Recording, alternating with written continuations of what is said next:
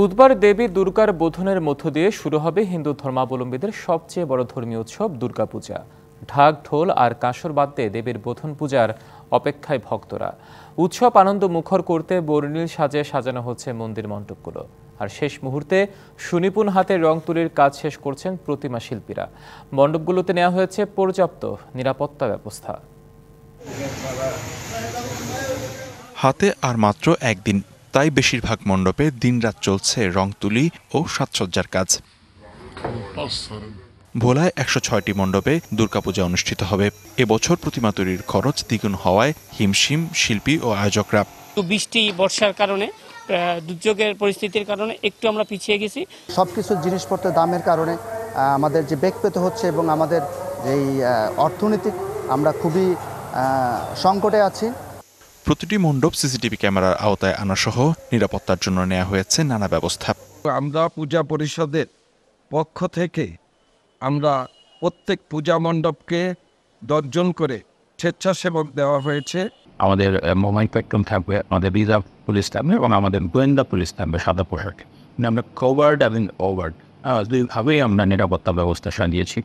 চাঁদপুরের মণ্ডপগুলোতে চলছে উৎসবের আমেজ। জেলার 220টি মণ্ডপে প্রতিমা তৈরির কাজে ব্যস্ত শিল্পীরা। গতবার মতন কয়েক বছর আগে যা করছি, মানে গর্জিয়ার ভাবে সেইটা এবার নাই। কাজ করতে সারতে পারি না, আগে অর্ডার দেয় নাই, এখন অর্ডার দিতেছে। আইন শৃঙ্খলা নিয়ে কিছুটা সংশয় থাকলেও পর্যাপ্ত নিরাপত্তার আশ্বাস জেলা প্রশাসকের। সর্বাঙ্গীনভাবে সুন্দরভাবে পরিচালিত হয় কিনা আমরা আসলে খুবই শঙ্কিত আছি। পূজার যে নেতৃবৃন্দ আছে তাদের সাথে আমরা কথা বলেছি, রাজনৈতিক নেতৃবৃন্দের সাথে আমরা কথা বলেছি, আইন শৃঙ্খলা বাহিনীর সাথে আমরা কথা বলেছি। আমরা মনে করছি যে চাঁদপুরে খুবই নির্বিঘ্ন এবং নিরাপদে একটা দুর্গাপূজা উদযাপিত হবে। জাঁকজমকপূর্ণভাবে 727টি পূজা মণ্ডপে শারদীয় দুর্গোৎসবের প্রস্তুতি চলছে ফরিদপুরে। শান্তিপূর্ণভাবে সবচেয়ে বড় উৎসবটি পালন করতে পারবেন বলে আশা হিন্দু ধর্মাবলম্বীদের। ফরিদপুরে মন্দিরে মন্দিরে এখন রঙের কাজ চলছে।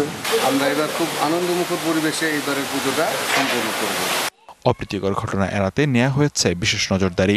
সুন্দরভাবে সাম্প্রদায়িকতা মুক্ত এবং সবাই মিলে সুন্দরভাবে যেভাবে সেটা করা যায় সেই জন্য সচেষ্ট আছে। আমাদের পুলিশ সুপার মহোদয় আছে, এখানে পূজার সাথে জড়িত বিভিন্ন পর্যায়ের নেতৃবৃন্দ আছে।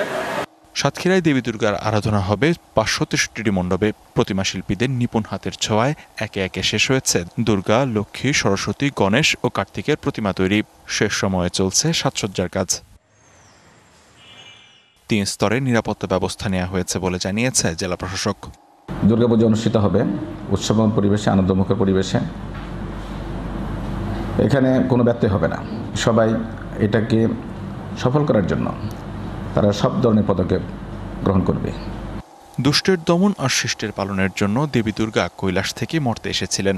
মানবজাতিকে বিপদ থেকে মুক্ত করে শান্তি প্রতিষ্ঠা হবে, এমনটাই চাওয়া ভক্তদের। লিখনকান্তি ভৌমিক, ডিবিসি নিউজ ডেস্ক।